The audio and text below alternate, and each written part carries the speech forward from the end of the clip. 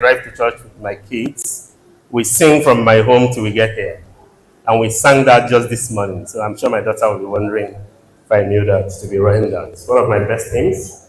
And sometimes I think that kind of summarizes my life. And almost like the literal translation of my name. Thou thinkest Lord of me. Like the moderator has mentioned, we are still continuing our series on the marriage pillars. And for today, we'll be taking on a very simple topic, which is communication. Communication in marriage. That is what all of us can relate to. I think the computer people should project very quickly. And our text for today will be taken from the book of Prov 18, verse 21. We will read at the right time. In terms of outline, this is what we have. We define communication. Then when we introduce the topic properly, I have a section that says the power of words. We'll try to look into the power words actually have. Then we answer the question, why communication is essential in marriage. And then we'll try to give us tips, steps, keys to successful communication in marriage. Then we will conclude. In terms of definition, communication, when we say communication, I think all of us here will understand that. As I'm standing here this morning and trying to communicate with you. So it's the process of exchanging information, ideas, thoughts, feelings between individuals or groups through various means. It can be verbal, just like I'm talking now, right? It can be written. It can even be signed, If I do something like this without saying a word, everybody understands what it means, right? I'm telling you, thumbs up, well done. When we come to traffic, when we see the red light, you know what that means. No word spoken, right? But you know that the red light means you should what? You should stop. That is communication. In a typical communication process, there are a number of elements. Let's take that carefully. One, there's a sender. There is someone who has something to say. There's someone who has something to communicate.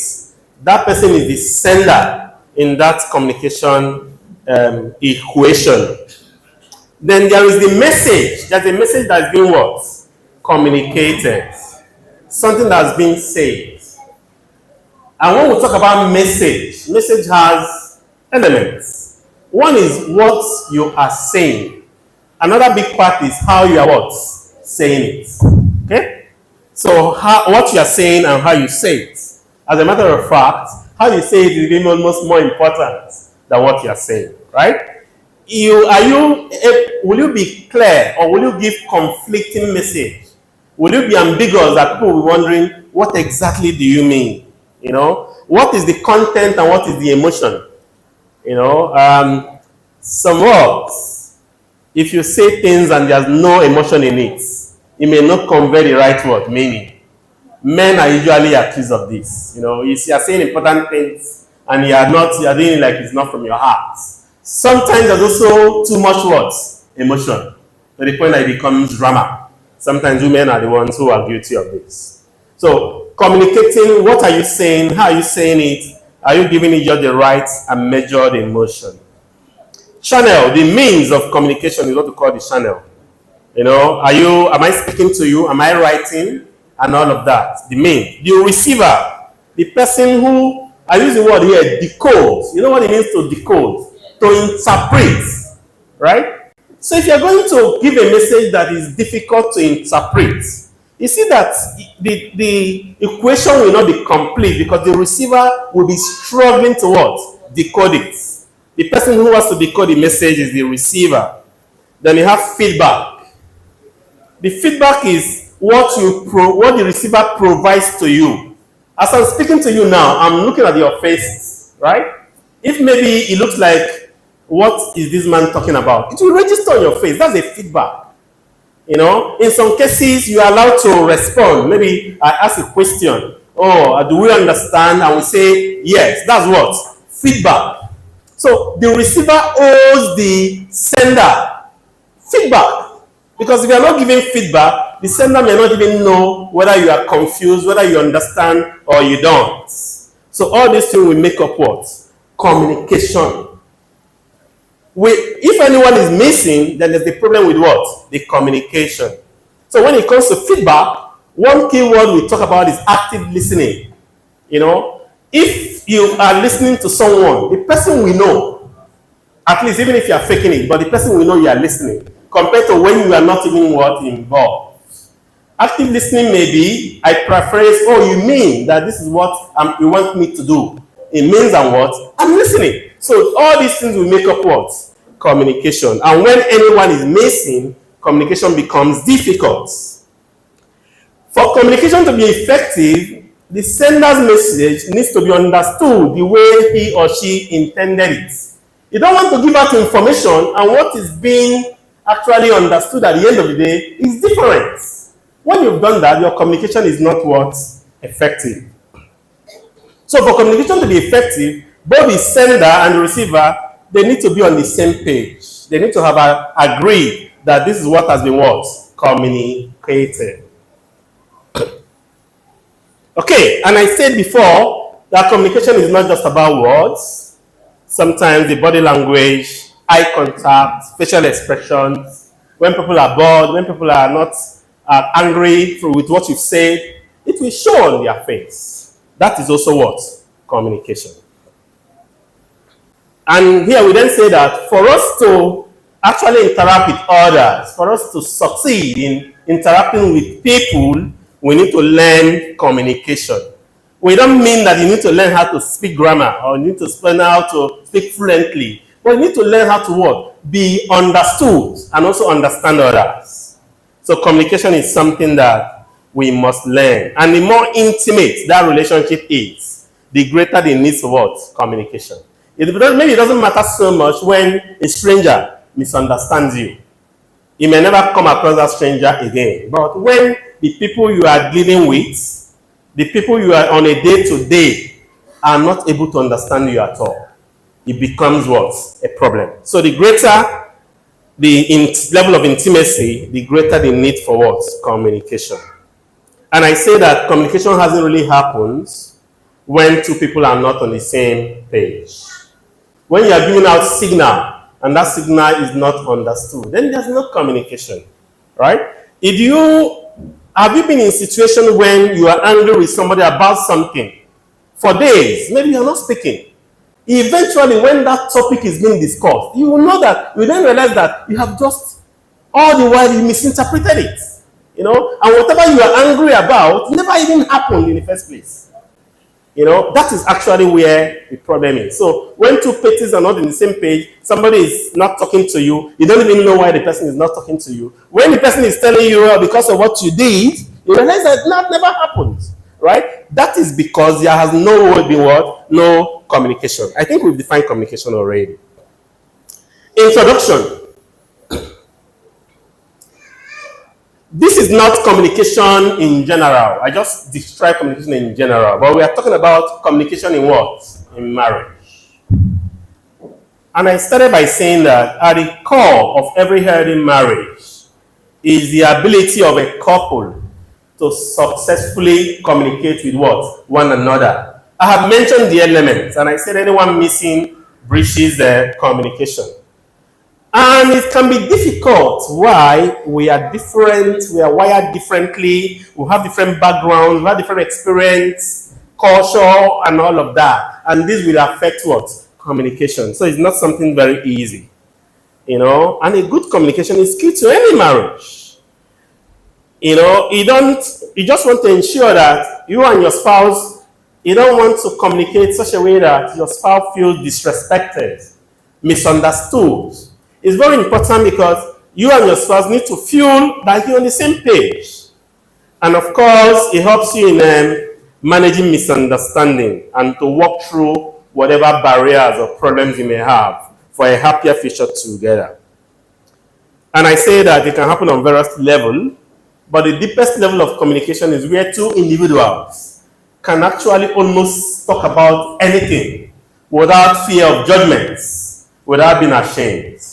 That is the deepest level of communication. And that kind of communication is what we need in marriage.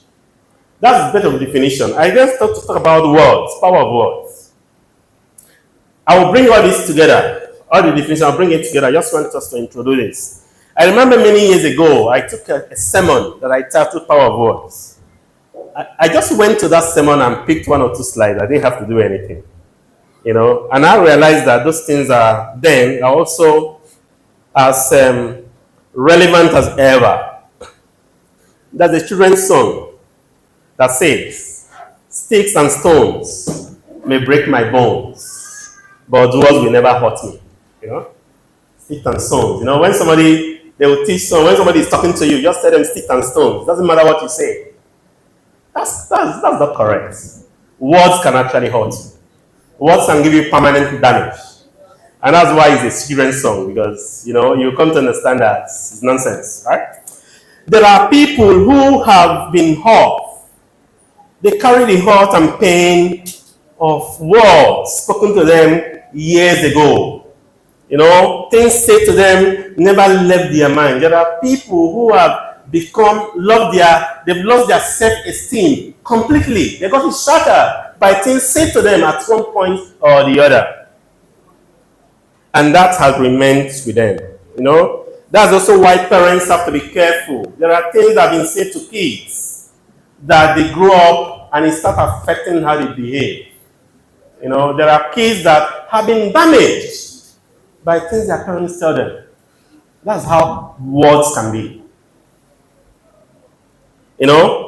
The same way there are people who have excelled just because they've had people who are encouraging, people who told them the right things. I was reading the story of Einstein, one of the greatest scientists that ever lived. The story was that when he went to school, the school rejected him. They sent him back to his mother, and he wrote a letter and said that your son is what? Unteachable. After reading, the mother told him that you won't go to school again. They said that you are too smart for the people who are in that school. You know how he turned out. That's what his mother had told him. And started schooling his son herself. So communication can make or mar anyone. No wonder in the book of James 3:16, he told us that the tongue is a small member of the body, but it controls the whole body. He said it guides the body like the beast in a horse's mouth or the rudder of a ship. There are tremendous power in words. Because words can give life, and words can bring what? Death. The power of communication is essentially important in the context of marriage, because with words we can develop a beautiful and prosperous marriage that glorifies God, and with words we can also what? Destroy someone. Imagine a situation where the person you live with, day in, day out, are the ones that destroy you with her or his words. That's what we can find in the case of marriage. The power of words. We have a lot of Bible passages that are a bit scary about what they say about words, right? Proverbs 18:21, it said, "Death and life are in the power of the tongue." Proverbs 11:9, it says, "With his mouth the godless man destroys his words." Neighbor. His neighbor is probably the next house. So what now happens with the person that lives with him? Alright? If the godless man has the power to destroy his neighbor, imagine someone now has to live with the godless man day in and day out. Proverbs 15:1 says, "A gentle answer turns away wrath, but a harsh word stays up what? Anger." Okay. I don't know if there's anyone. There are words you say to someone, no matter how angry that person is. The person will what? Calm down first. Words have the power to do that. While we reject and condemn physical abuse in all ramifications, most of the studies of women who probably got abused or beaten in their homes will always be a story of what? Their mouths and their words and their tongue. You will tell a man, if you know you're a man, come and beat me. Right? If you know, if you call yourself a man, come and what? Beat me. That's the kind of word that stirs up what? Anger. And the stupid man will probably follow your instruction. Right? So if you look at in the story of all these women that get beaten in their homes, most times it's their mouth. You just say, the man will be walking away, be following him and be shouting, come now, come and beat me. You say you're a man.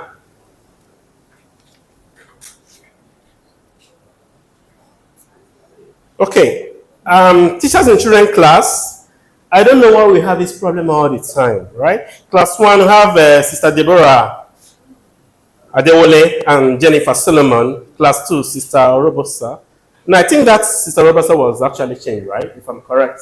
I don't know who swapped with her. So please, any education member, please go down and sort out this issue. All right? Proverbs 15:4 says, a certain tongue is a tree of life, but perversion in it crushes the spirits. I like Proverbs 16:24 better. It says, pleasant words are a honeycomb, sweet to the soul and healing to the bones. In contrast, let's read the book of Proverbs 24. Chapter 25, verse 24.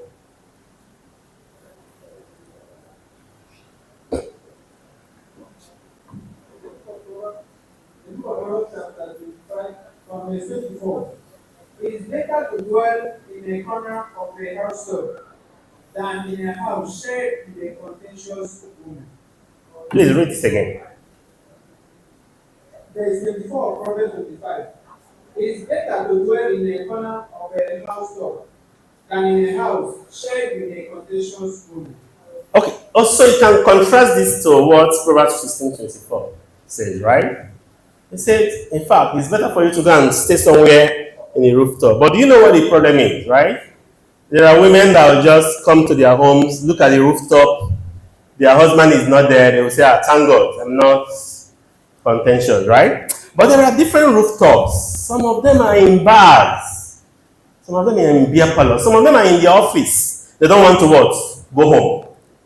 Right? Say that, let me wait for that woman to sleep, if possible.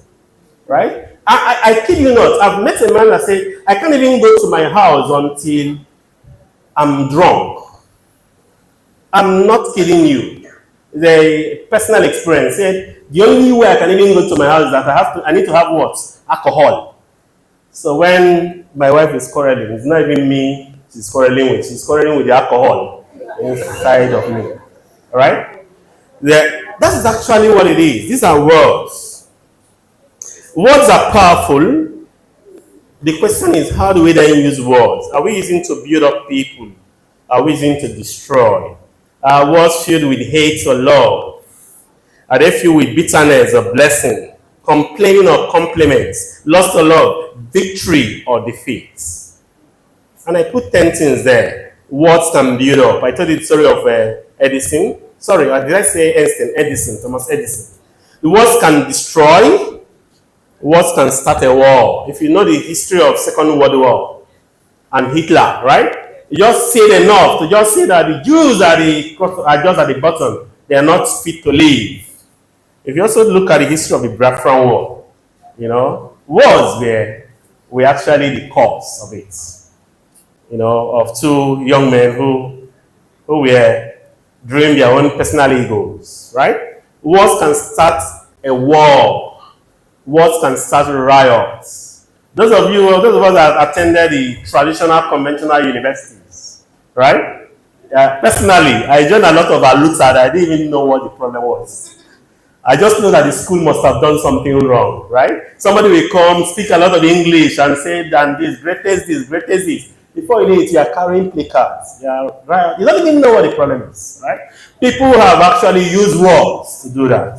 Words can start a war, and words can also stop a war. Words can build bridges. It can build relationships, and words can also destroy relationships. Can burn bridges. Words can encourage. There are people that have been saved just by saying the right things to them at the point that are depressed and words can discourage. There are people that will say, okay, if this word is all about, what is the point? Because of words that have been said to them. What am I still living for if these people are not even appreciating me? What can save even the very heart of the gospel, right? Mark 16, 15, 16, right? You know, the people heard, and those that believed are what? Baptized. Acts chapter 2, I think, what happened in Acts chapter 2? The preacher was saying this morning, and said, with much words, the people were what? Convinced. I find it a bit funny, you know. Imagine what would have happened when the people were saying, oh, these men that are talking, is it that they are drunk? And nobody has addressed that part. And Peter said, how can they be drunk? It's only 9 a.m. in the what? In the morning. The reason it makes me laugh is that there are people that wake up drunk, actually. So 9 a.m. is not even late like that, right? But words we are used to say, these people are not drunk. It's what has been said. Just to tell you that words can save and words can condemn. The question is, if knowing the power that words have, what are you doing? Especially in marriages. Are you killing each other with your mouth? Are you allowing the devil to use your mouth? Or are you using God to use your mouth? I think the choice is yours. It depends on exactly what he wants. Let's go to the next part. It says, why communication is essential in marriage. Why communication is essential in marriage. There are needs, various needs for communication, you know. If you have two people staying in the same house as spouses and they're not able to communicate on a day-to-day, there's a problem. Okay? So I said the first one is to share basic words, information. Because you are living with your spouse, this is a natural thing for humans to what? Interact. But you are living with people you are not talking to. That's stressful. So communication is to share basic information on a day-to-day. And of course, when those of us that missed the introduction, I'm not happy about that because we listed elements of communication. Elements. And I say when any of them is missing, there's a problem already with the communication. There's a difference between, oh, dinner is ready, and you just point out and said, your food is there, if you like, eat, or if you like, don't eat. Your appetite is gone already, right? But that's another way of saying that dinner is what? Ready. So on a day-to-day interaction, communication is required. And how that communication happens makes a difference. And of course, a day-to-day interaction also requires running errands. Husbands, you understand that, you know. Oh, when you are coming back, buy bread. Oh, this, I forgot to do this. Remember to do all of that, right? So communication is required on a day-to-day basis in sharing basic information. On a deeper level, partnership. Spouses communicate because of the need of what? Partnership. Do you know what partnership is? The essence of partnership is that one party cannot on their own do everything, take care of their what? Needs. Two companies will say, okay, people can say, let's go into partnership because we want to combine our what? Strengths and our forces. So the reason people marry, whether we like it or not, is because on their own they cannot what? Take care of all their needs. That's why they have what? Need for partnership. So communication is required for partnership. You know? And the communication should then address the needs of that partnership. Whatever the needs are, you know, you are basically saying, I have these needs. And that's why I married to you. And when you reject me, or when you are not able to address these needs, it makes it difficult for me because that's actually what I already need. That's why you are in my life. So communication makes it difficult to do that. So we said it requires for partnership, which is the needs of both spouses, and communication should be able to address those needs. I we know, and personally I've said that many times, that women are not the same as men. Men are created to be different women. And God in his infinite wisdom, right, will tell you certain things knowing the nature of the two different people. Whether we like it or not, the primary need of a woman centers around security. A woman wants to be assured. A woman wants to see you sacrificing, see you prioritizing her. And when your communication does not address this need, there's a gap, right? When your communication does not assure, there's a gap. When a communication does not guarantee her that security, there's a gap. And there's a problem. No wonder the Bible will now say that husbands should what? Love their wives. Because that's a need, it's a primary need of a woman. And I say it all the time. I use myself as an example. I listen to other men and I say that a man's primary need is probably not love. Yes, love is good, but an average man wants to be respected and what? Honored. And when the communication does not address this need, there's also what? A problem. You know? That's why a man can intentionally do the wrong thing. Yes, okay. Because of the way you have what? Reminded him of that thing. You know? Because you have communicated in a way that made him feel what? Disrespected. He said, let it be. Let me do whatever I want to do. And the other day I was telling you that's why men go to the air parlor. There, nothing is wrong. Everything you do there is what? Acceptable. A man wants to be respected. A man wants to be honored. A man wants to be... So there's a need. And that's partnership. So when communication does not address this need, a gap is created and it becomes a problem. Another reason why spouses communicate is connection. You know, a husband and a wife need to be what? Connected. And the easier they can connect, the stronger the marriages will be. And research shows that one thing that has greatly affected this connection, especially in marriages, is technology and social media. A lot of spouses, a lot of people are not connected to their spouses. They are connected to their what? Mobile phones. And that has become a problem, a very big problem. You are talking to someone and the person is looking at her phone or his phone, and you are wondering if you are talking to the person, right? The level of intimate connection with that device, a lot of marriages are struggling to have 50% of it. Okay? So that's the communication needs. Connection. You are basically saying, I'm trying to connect with you. But unfortunately, you are already what? Connected to something else. Why spouses communicate? Another one is intimacy. Communication is required to show care. You know, communication is required to show love. Communication is required to what? Show intimacy. I don't know the topic Rashida took the other day that I was telling you that you should go and buy iPhone 13 or something like that. I said you put it in a box, then you go and hide it somewhere, and you write it. You write something like, I know you will find it just the way I found you, and all of that. I've been trying to do the same thing, but I don't have the money to buy iPhone 13 or whatever it is, right? So now, communication, imagine what kind of words when you can consistently remind someone on how important they are to you. Communication is required to show us intimacy. And communication is required to resolve conflicts. You know, most times when we hear conflicts, we get worried. Okay.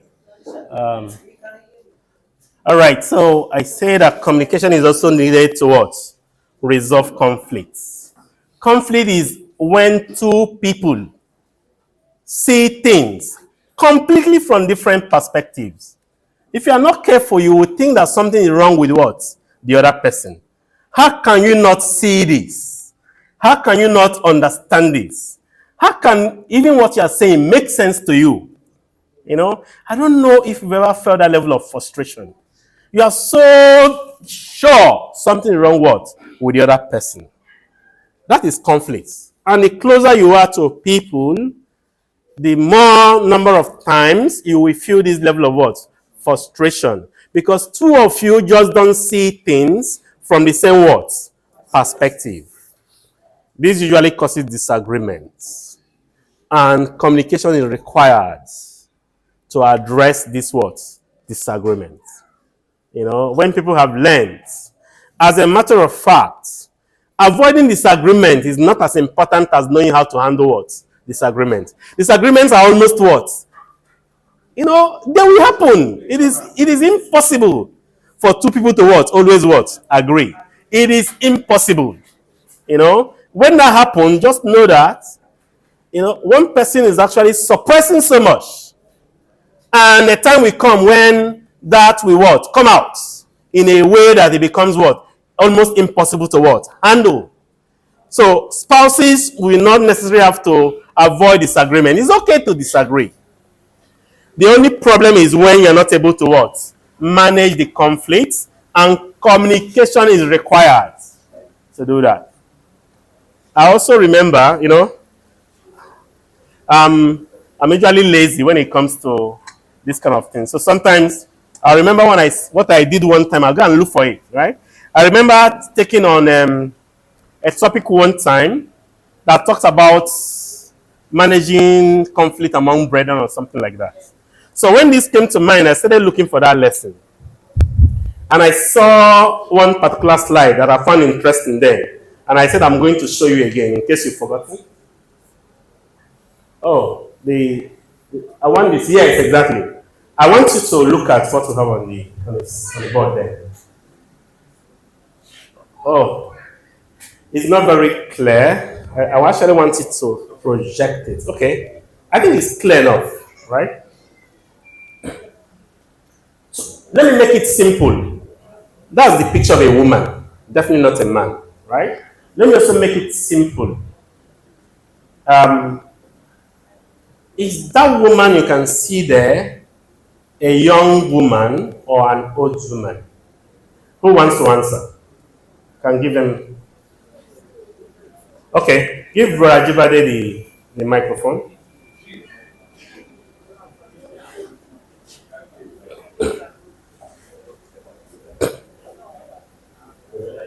Brother Jibade, I don't want that. Why don't you like simple things?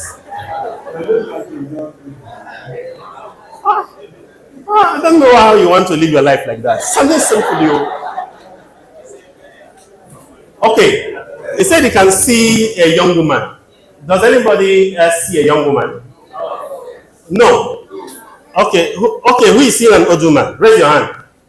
If you are seeing an old woman, raise your hand. If you are seeing a young woman, raise your hand.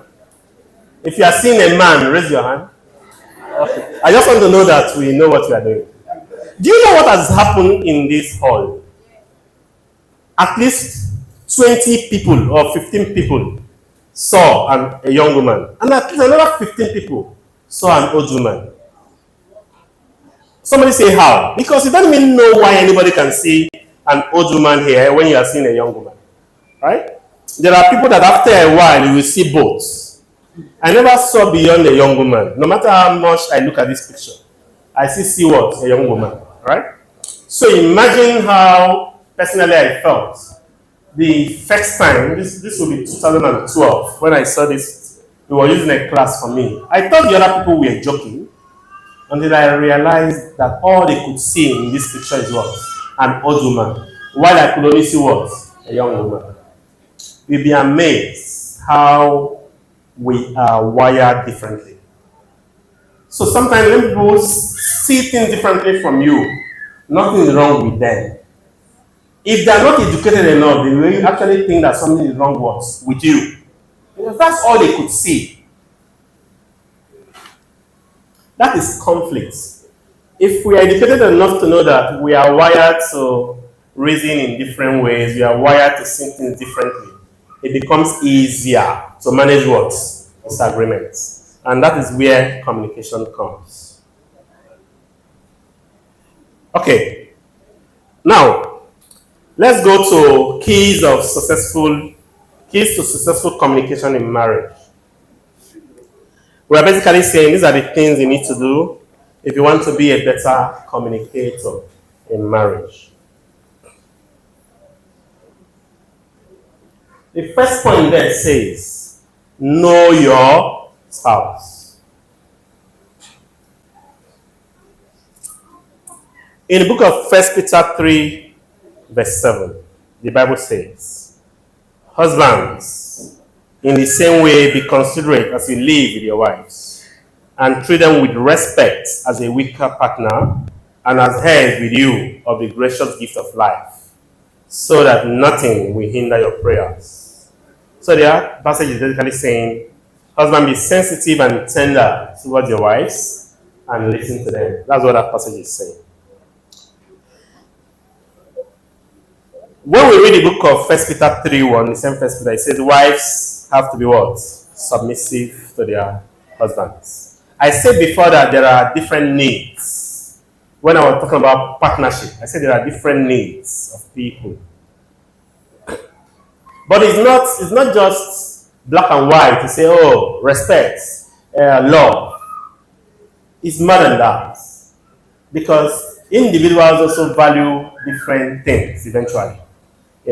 So the husband must learn what makes the wife happy, what makes her sad, what angers her, and use this information to build her up and communicate with her better. So the wife, right? The truth, most times people actually know, when you live long enough with people, you actually know how to make them happy, right? Do you know what the problem is? Sometimes you're like, why? Why should I? Why should I be the one? Why not him? We almost know what to do, but in most cases we don't want to do that. The easiest way to actually be a better communicator in marriage is for spouses to know each other and to manage each other. And I said earlier that there are gender differences. It took me a while. To understand this, that there are gender differences. There are a lot of things you will hear a woman say, just don't bother. She doesn't mean any of it. And great amount of fighting in marriage happens because of lack of this understanding. We are wired differently. I cannot say that enough.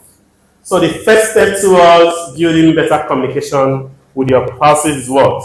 To know them intimately, to know the best way to interact with them. And a number of husbands that family members have said that their wife used juju on them, right? That juju is that they've learned how to what? Manage their husbands. That, what do they call it? Mumu button, right? They know their husband's mumu button and they can get them almost to do anything. Another way, you'll be wondering, why am I discussing steps to building better communication? I'm saying things that doesn't involve learning how to speak. No, right? That's why I took my time to explain what communication is all about. Getting to this point where two of you are exactly on the same page. The second one says deal with your pride. You can replace pride with ego. I don't know how God created human beings that we have a lot of ego. Even kids, when my kids, somebody will do anything, I will tell the one to say sorry, and the person will frown and mumble sorry. You will like, oh, so even say sorry for a little kid is a big deal. So we are created with a lot of ego, and most times the communication problems we have in marriages is because of what? Ego. Somebody will like, oh, who is going to be the first person that will admit an error? You'll be amazed number of marriages are broken up just because of one person could not say sorry. 3-letter words. That's all that was needed. Nothing else. Right? But that will be stretched to the point that nothing is left because of ego. That's step 2. Step 3 says overlook your spouse's problems. I say it all the time. There are things that we need to what? We don't need to forgive. We just need to what? Tolerate. If you want to forgive those things, you will run out of what? Forgiveness, bandwidth. Because after forgiving today, you will still see it what? Tomorrow, you see. Which one? What were we taught again? 17 times 70, right? That's 490. You get to 500. You will say, okay, based on the Bible that you have what? Finished. Right? You just have to tolerate because it's not going to go away. Do you understand? It won't go away anytime soon. So don't disturb yourself. Just know that you need to figure out how to what? Manage these what? Aspects. You need to overlook these ones. You know? That's step number 3. And I also think that the problem most times is that while we live our Christian lives, we say we are Christians, but we normally see ourselves as husbands and wives, and we forget that it's the husband that is a Christian and the wife that is also what? A Christian. So we don't apply the Christian principles in our marriages. We think it applies to others, but not our marriages, because the Bible is so clear on this.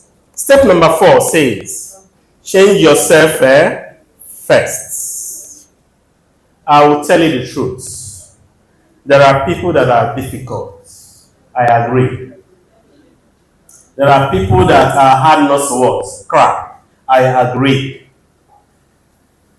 You marry them. So you have to what? Manage. However, do you know where the problem is? I was talking about that picture we saw there. Most times we don't see our own faults. Most times we don't see our own faults. We think that the problem is always with what? The other person. So one of the easiest way to make marriages work better is when you are focusing on what? Becoming what? A better person. Imagine a situation where the husband is saying, I need to be a better husband, I need to be a better communicator, and all of that, instead of trying to convert my wife into whatever it is I want as a model wife. And the wife is also doing the same thing. I want to be a better wife, I want to be a better communicator, instead of changing that nonsense husband into a perfect man. And two people are doing all of that, getting themselves better.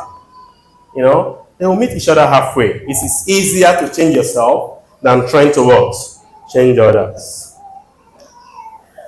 Step number 5 says, speak the truth in love. Speak the truth in love. It is not okay to assume that because you want to love, you cannot complain about something.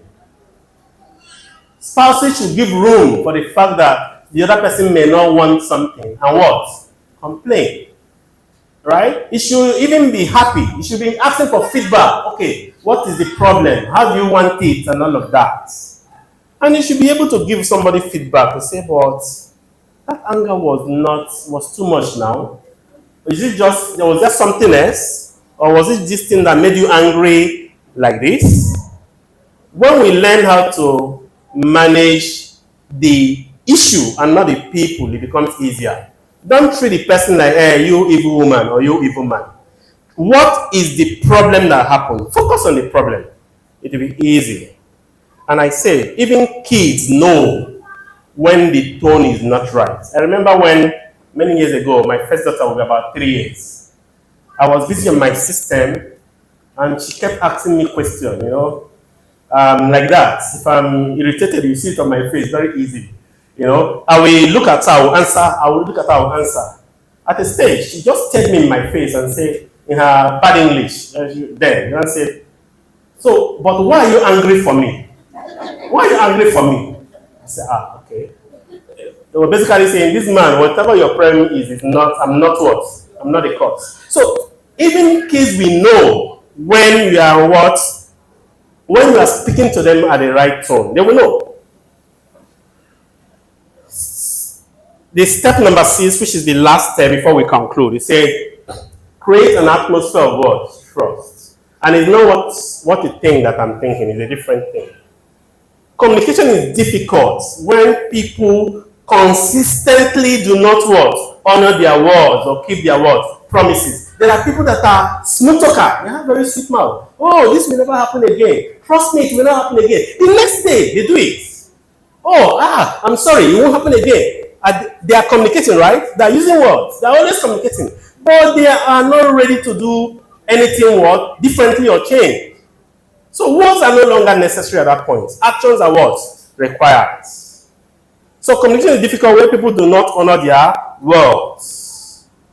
Okay? All right. Brother Rebena, I normally do this. I started at 9:15. So that means I have till 45 minutes. That's 10, right? So when you give me red light, it means I have 5 minutes. Yeah. So teachers will always do that. Know when you start, so that moderators will not deceive you. Okay. All right. So our words must be backed up by what? Actions. There's the old saying that says, "Your actions speak so loudly that I can't hear what you are saying." You get to the point where it doesn't even matter what you're saying again, because your actions are not in any way, you're not living your word at all. So your word becomes what? Nonsense. That way, you have created an atmosphere where the other person cannot even what? Trust your words. Even God instructs us not to let words be the only source of our communication, because it says in 1 John 3:18, "Little children, let us not love with word or with tongue, but in deed and in what? In truth." Actions will make the difference. In the book,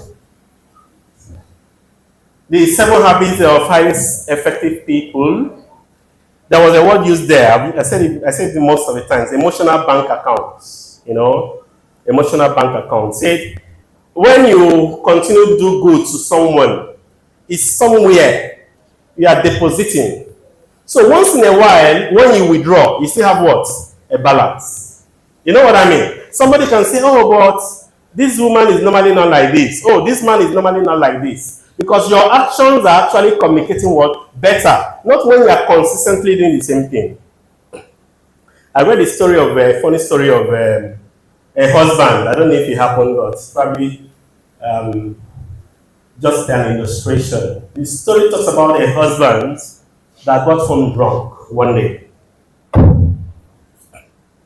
Of course, okay. I wanted to say, when you are drunk, you know you are drunk. Somebody will now ask me, where did I get my experience from? So let me not say that. Right? The husband came home drunk and woke up the next day and noticed that his breakfast had been served. The wife dropped a beautiful note for him saying, "Darling, I love you. I have gone to buy some groceries. Your breakfast has been served." And the man was looking at the note, looking at the food, remembering what happened last night, and wondering if this is how the wife wants to just kill him, right? Because the action is not matching, her reaction is not matching his action in any way. He got a bit confused and he called his little son and was like, "What really happened last night?" He said, "Daddy, you came home drunk, and mommy was very angry." They're like, "Okay, I know that part. Then what else happened?" He said, "Mommy was just shouting and saying, 'How can a responsible man come home drunk?'" He said, "Yes, I know that part. What then happened?" He said, "Mommy told you that. Go and shower. You are even..." He said, "I didn't know what then happened." He said, "When mommy was then pulling at your trouser, he kept saying, 'Leave me alone, I'm married. Leave me alone, I'm married,'" right? If you can connect the story, that was what the food was about and the note. Okay? The woman is saying, even in this state of drunkenness, I have a man that will still be what? Faithful to me. And that as modern, even though we are not advocating for drunkenness, but as far as that woman is concerned, that good deed has taken care of what? The bad deed.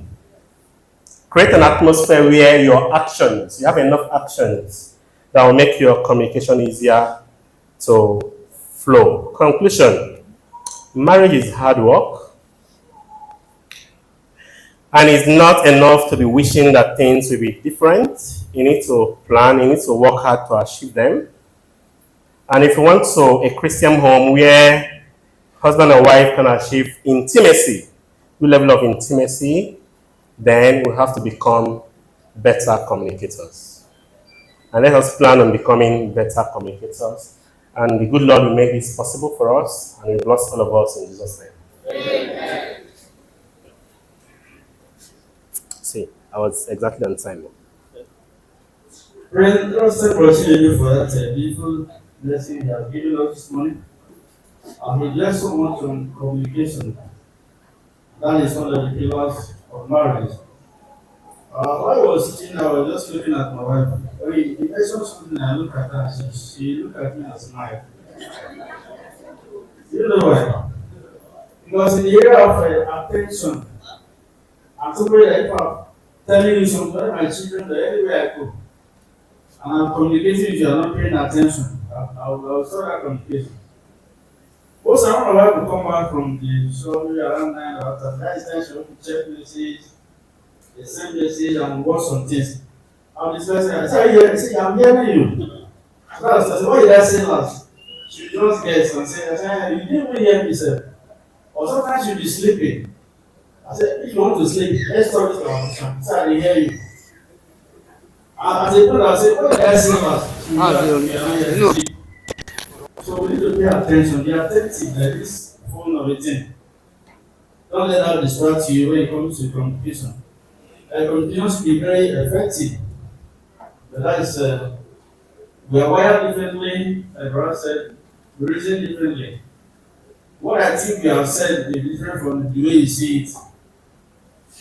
So let us, I learned a lot from what Brother said. I don't want to go further because there will be room for questions. I don't know if there's any what I have questions. Starting from these, alright? Yes. Very unusual for that question. Yes, brother. Is that really based on that room? 1, 2. I have 2 questions there. This one, any question? No. What about this left side? Do you have any questions? Okay, well understood. Robert? Sorry. Actually, thank you for this wonderful opinion. But the topic is communication in marriage. Now, I want to ask, and you said something about when you run out of forgiveness, because the Bible says you should forgive. Is it 7 times 70? And so, if we go by the Bible pattern, so when you run out of forgiveness, according to what you said, what do? Because I know there are some people that are wired to always get you angry, offend you all the time. Not necessarily your wife, but what do? What's the next step to take? Thank you. Yeah, you see how carefully my brother asks this question. You have to add not necessarily your wife, just not to get into trouble when he gets home. All right. Okay, if you are used to how I speak, sometimes I make additional comments that are not the Bible, right? I just make that for the purpose of lightening up the conversation. You don't run out of forgiveness. When Christ said 70 times 70, just basically trying to know that which one person will do the number of times in one day, right? Except that you are there, and the person will say you are stupid, and you are counting, right? He's not likely to get to that point. But look at the points I'm making. I started by saying there are things you forgive, and there are things you tolerate. Don't take the things you tolerate as the things you forgive, or you'll be frustrated. Okay? People are actually wired to behave in a kind of way. I don't want to say people don't change. They do, but sometimes it takes forever. If your way of relating to someone is dependent on the fact that you want them to behave in a particular way. You will be frustrated because you're going to deal with that a long time. You're going to deal with that a long time. And if you are not saying, oh, you did it yesterday, I forgave you, you're not forgiving anything. These are the things you have to tolerate, because that is not will not go away anytime soon. I don't know if you understand. I can give examples. You probably, in my house, okay, I don't want to say, in my house, when NEPA became expensive, it doesn't even matter the number of times I shout it. My kids will leave SC, leave everything in their room. Everybody in my house, When I wake up every morning, sometimes my wife will remember, sometimes she will not. But because I know eventually, me, this thing that affect more. I move around my house like a mad person. I'm switching off every light. If I'm counting that as things I have to forgive, I'll be frustrated because I have to forgive every day. I just have to manage that one. I don't even quarrel about it. I simply go, so whatever, fan is off, fan is on, off, off, off, off, off. Every day, I have my peace, right? There are also people who you like gist too much. But the other person doesn't like gist like that. Even though I think that, when we say that women gossip and men, everybody gossips, In fact, I don't know, how refreshing some kind of gist can be, So I think spouses should actually gossip. It's refreshing, So, but there are people who don't talk too much like that. So you expect them to be talking like you. What will you do? There are people that also talk too much. You want them to talk less. What will you do? It's either you plug your ears because you heard enough, or just whatever it is. You're not going to kill them. They will continue talking. Okay, my brother is not here. My other brother, no. We struggle because he talks plenty like that. So sometimes I'll be tired of his talk. I'll just give him space. What do you do to the person now, right? That is what I mean by what you tolerate.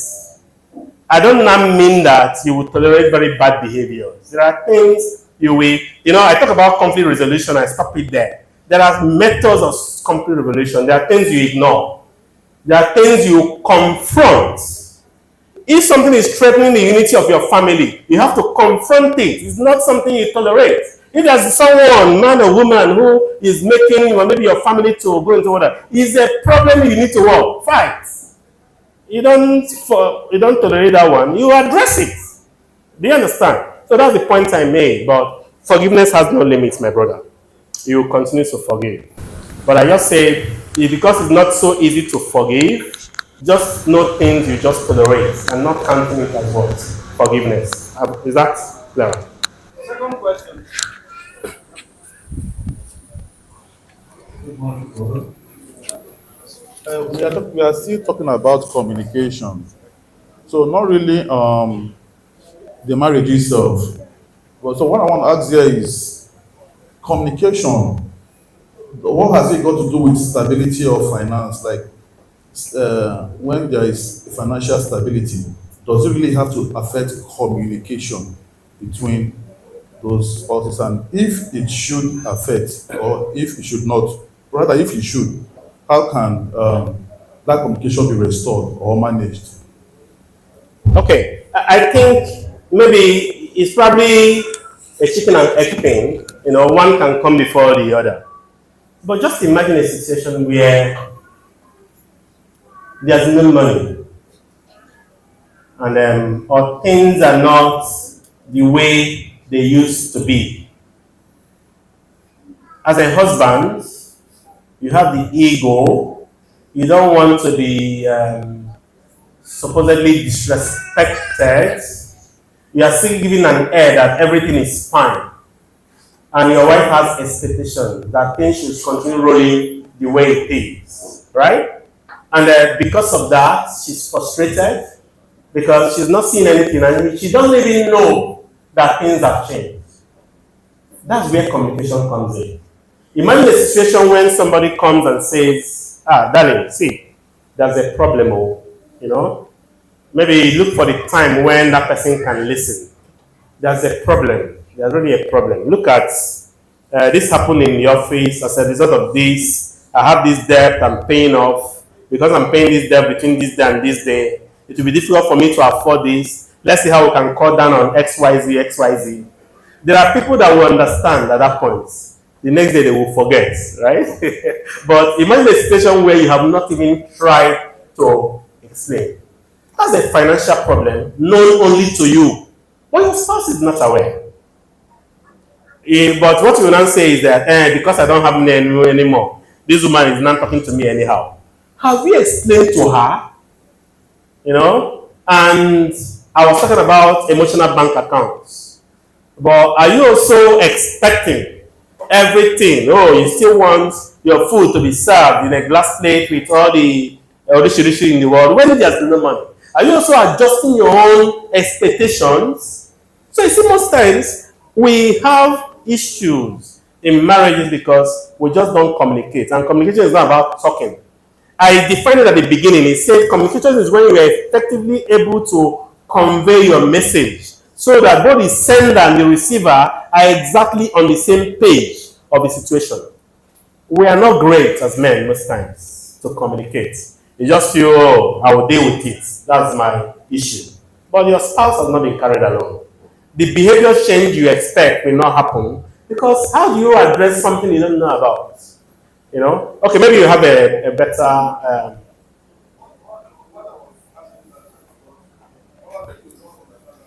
yeah, please, go ahead. Because I have a friend in Abuja where initially, whenever he comes around, they have good communication with his wife, they talk well, even check his BP until he lost his job. And then he told me that on phone that he hardly even talked to his, he hardly talked to his wife after he lost his job. What I was asking is that communication bridge supposed to be there for Christians, for Christian marriages? Are you supposed to have communication bridge because there is a shortcut or a downfall of financial stability? Okay, I think it's not so different than what I was trying to address. Okay. Still, maybe I wasn't coming out clearly. The point I made is this. I'll be honest with you, and I also think our sisters should understand that. A man is naturally a problem solver. You know? And like I say, sometimes a lion gets injured, sometimes a lion gets weak. A man is already at the lowest point of his life, where he thinks he cannot what? Provide. Right? You don't expect the best from that man. He's not the one that will send you 1,000 messages in a day telling you how he loves you and you are the most important thing in his life. That man is not at that stage. So already a man who has lost his job or who feels he's not able to provide is disadvantaged. He's feeling insecure. What does that mean? I say the right thing would have been that that man should have communicated the situation, even how he feels. Oh, right now I feel uncomfortable. I'm not even able to provide for my family. A wife should understand. Right? But I say what happens most times is that we don't communicate. The woman doesn't even what? Understand. You will not say that she has changed since money stopped flowing. Right? But you wouldn't know you are the major culprit because you have also what? Changed. Even the way you behave is already, it looks like you have wounds all over your body. If they hold your hands, so nothing, because you are the frustrated person. Everything you now see is who has offended you, who has not done the right thing, and all of that. And I said it's natural for a man to feel that way. So both parties should meet each other halfway. That I don't know if it's better now. Thank you. Okay, thank you for your time. I pray the good Lord will continue to bless all of us in Jesus' name. Brother, thank you very much. There's something you said I want to reiterate. This what I never I agree to my brother. Well done. I can break down the home. Okay. Yes, sir. Whenever Jesus Christ was tempted, what did the devil tell him? Can somebody remind me? He said, if thou be the Son of God, you do what? Fall down from the sky and you know. Was Jesus Christ not the Son of God? He didn't fall down. When I tell you, say, if you be man, come and beat me. You know me, man. Come and beat her now. And then secondly, he said, if they bore you well, come and touch me.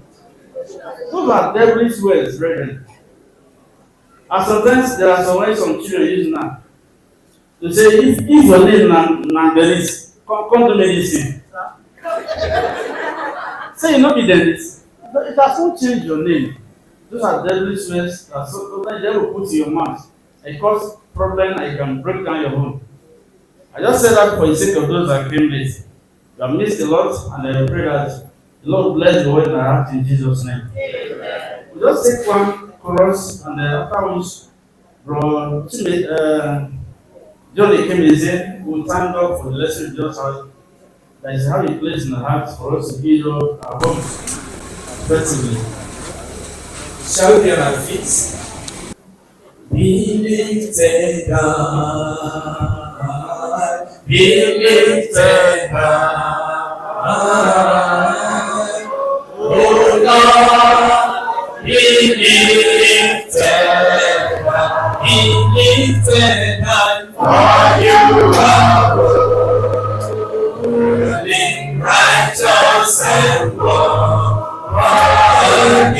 oh Lord, be lifted high, be lifted high, be lifted high, be lifted high, oh Lord, be lifted high, be lifted high, for